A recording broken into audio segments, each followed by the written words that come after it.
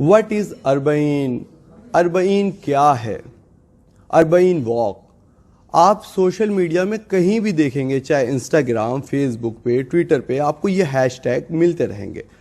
اب جب ہم نے جاننے کی کوشش کی کہ اربعین کیا ہے تو ہمیں پتہ چلا کہ اربعین یعنی وہ چہلم ہیں جو محمد صاحب کے نواسے امام حسین جب محرم مہینے کی 10 تاریخ کو شہید ہوئے تھے، اس کے 40 دن بعد ایک چہلم بنایا جاتا ہے جسے اربعین کہا جاتا ہے۔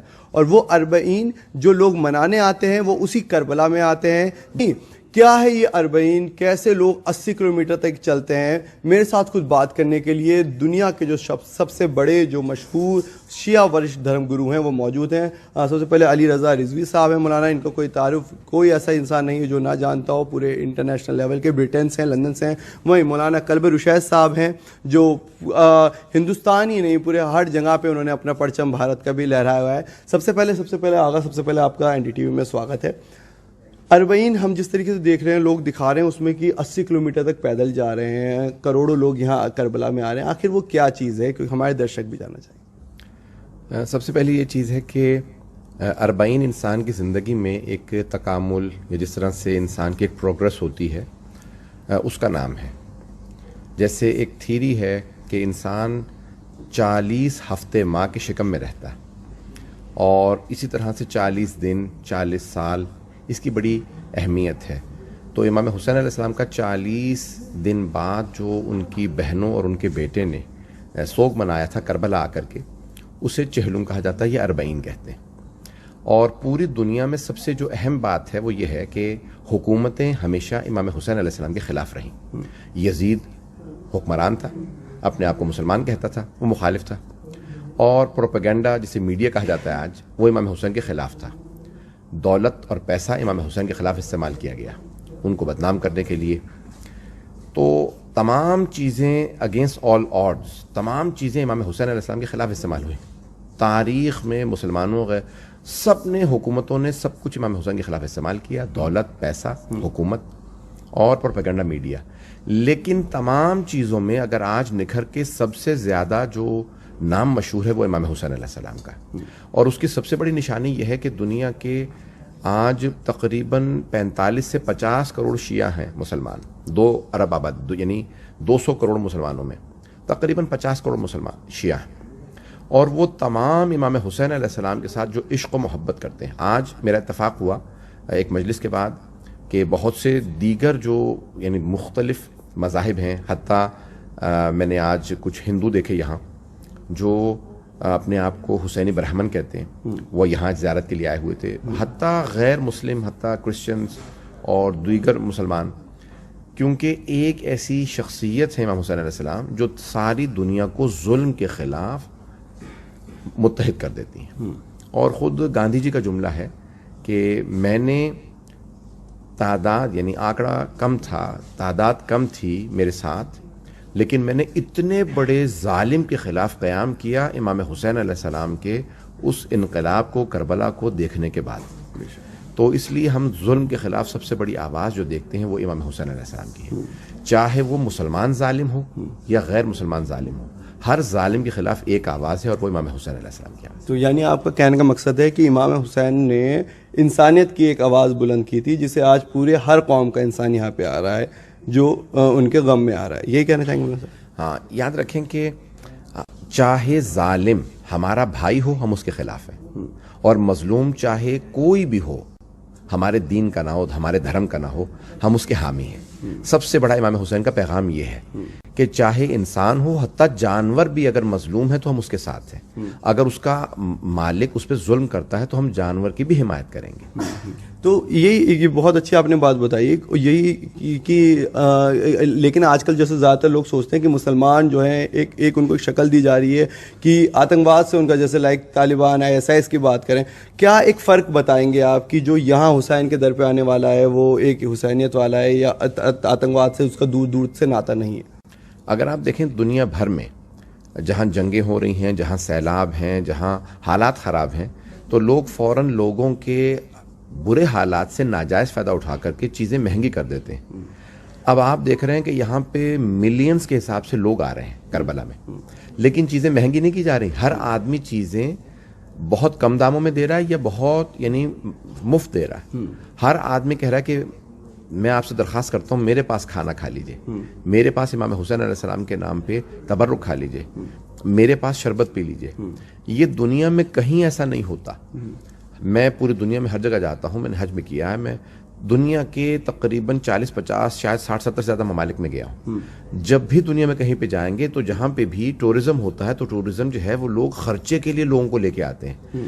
غیر سیاسی دنیا کا سب سے بڑا اجتماع, largest gathering in the world of non political نیٹو, وہ ہے کربلا پوری دنیا کا. جبکہ عراق کی کل آبادی آپ کو پتا 4 کروڑ ہے, اور اس کا اتنا بڑا ٹورزم کا یہاں آنا اور ان سب کا یہ کہنا کہ میں خالی ہاتھ گیا تھا لیکن بھوکے پیٹ نہیں رہا, میں وہاں پہ بغیر پانی کے نہیں رہا, یہ سب سے بڑی علامت ہے کہ امام حسین علیہ السلام تمام انسانوں کو انسانیت سکھا رہے ہیں. جب آؤ میرے در پہ تو یہاں پہ خرچ کرو, بلکہ لالچ نہ کرو, ہوس نہ کرو, انسان گریڈی نہ بنے, خود غرض نہ بنے, سیلفش نہ بنے, بلکہ اسے سارے انسانوں کا خیال ہونا چاہیے. یہ سب سے بڑا درس ہے امام حسین. مولانا صاحب, مولانا کلب الرشید بھی ہیں. مولانا صاحب, ہم نے جس طریقے سے دیکھا, یہی مولانا نے بتایا کہ یہاں پہ ہر کسی کو کھانے سے لے کے ہر چیز مل رہی ہے.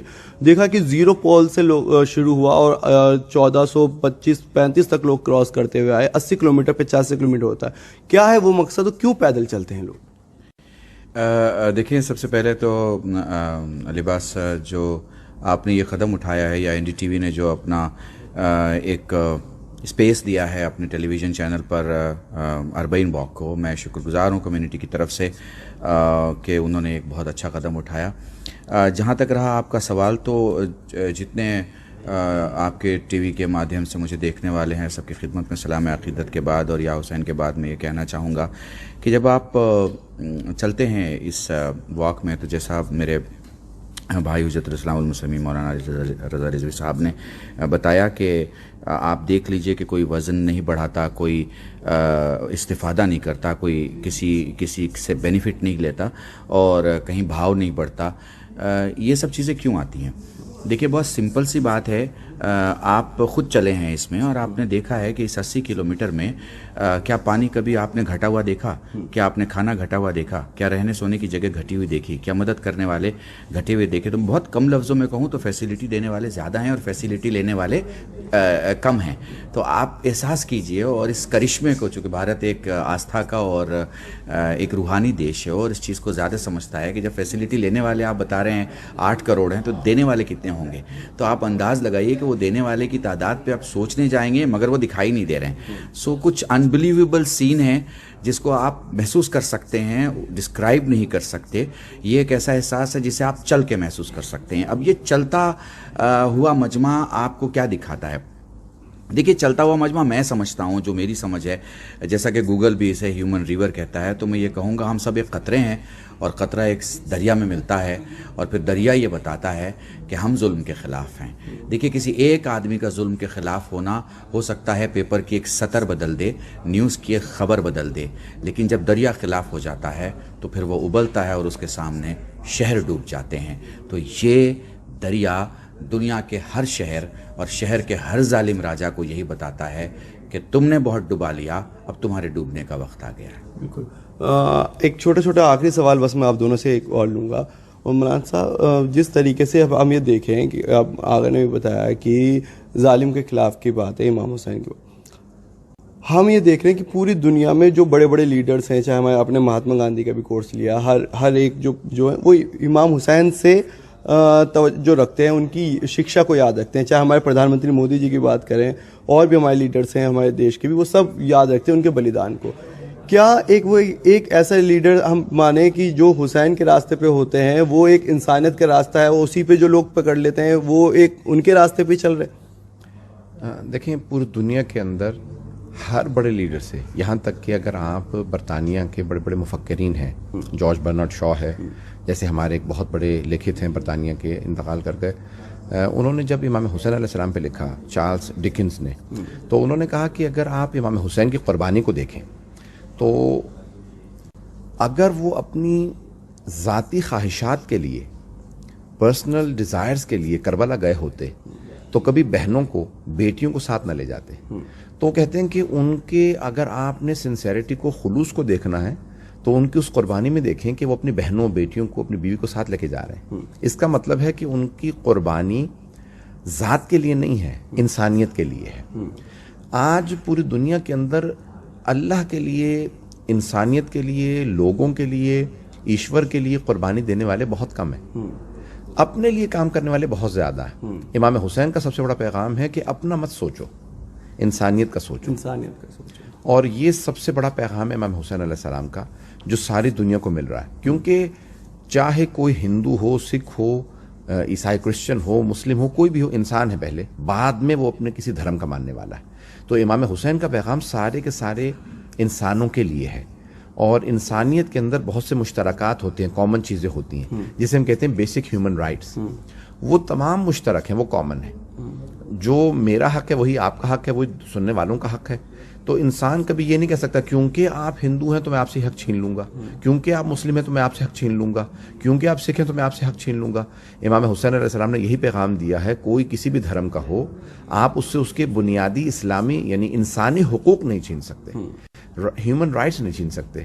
اور اس کی سب سے بڑی مثال یہ ہے کہ امام حسین کے جو شہداء ہیں ان کے ساتھ، اس میں سیاہ فام بھی ہیں، گورے بھی ہیں، اس کے اندر ہمارے جیسے رنگ والے بھی ہیں، یعنی ہر رنگ کا، ہر دین کا آدمی موجود تھا.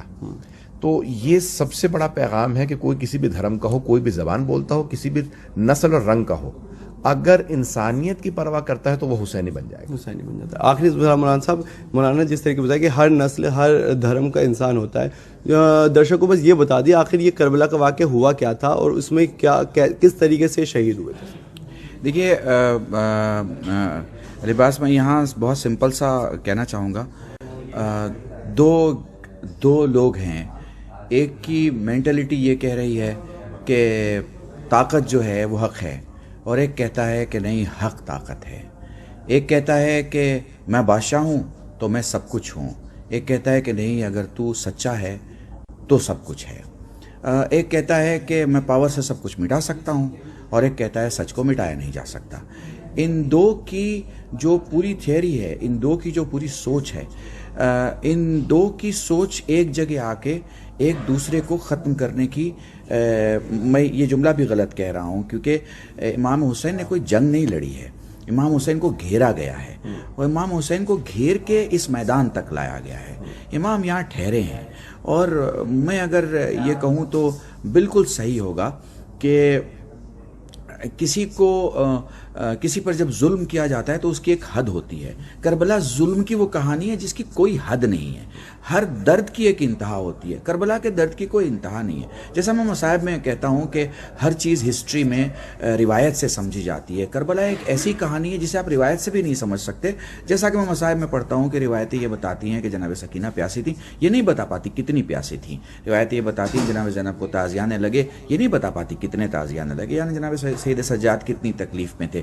تو جو پورا خلاصہ ہے وہ یہ ہے کہ بادشاہت اس تلاش میں تھی کہ سب کو جھکا دے، لیکن ان میں سے کوئی ایک سچا تھا جس نے کہا ہم سچ کو سچ کہیں گے، جھوٹ کو جھوٹ کہیں گے. اگر تو لعنتی ہے تو تجھے لعنتی کہیں گے، اور اگر کوئی سچا ہے تو سچا کہیں گے. جناب امام حسین نے مدینہ چھوڑا، مکے آئے، حج کو عمرے سے تبدیل کیا، خانہ خدا چھوڑا، یہ کہتے ہوئے کہ میرے اللہ تو گوار ہے، جب سب تیرے گھر کی طرف آتے ہیں تو میں تیرے گھر کی حفاظت اور اس کی حرمت کا لحاظ اور خیال رکھتے ہوئے کربلا کی طرف جا رہا. ایک انجان راستے کی طرف چلے ہیں، اور اس انجان راستے میں جو منزل آئی ہے اس کا نام کربلا ہے. میں سمجھتا ہوں حسین کا یہ سبق قیامت تک آنے والے انسانوں کے لیے ہے. تم بے شک کسی عہد، کسی وقت، کسی سمے، کسی سال میں اکیلے ہو سکتے ہو، بے شک تمہیں مارا جا سکتا ہے، بے شک تمہیں جھکایا جا سکتا ہے، لیکن تمہیں ختم نہیں کیا جا سکتا. شرط یہ ہے کہ تم سچ کے ساتھ اور سچائی کے ساتھ رہو. ایک آدمی کے 2 قدم، 8 کروڑ کے 16 کروڑ قدم صرف ایک طرف آتے ہوئے یہ بتا رہے ہیں حسین ہم کل نہ تھے، ہم آج ہیں، ہمیں آپ نہیں ملے، آپ کا پیغام ملا. کربلا ہمیں یہی سبق دیتی ہے. ہم اس عہد میں نہیں تھے جس میں حسین تھے، مگر ہمیں حسین کا پیغام ملا ہے.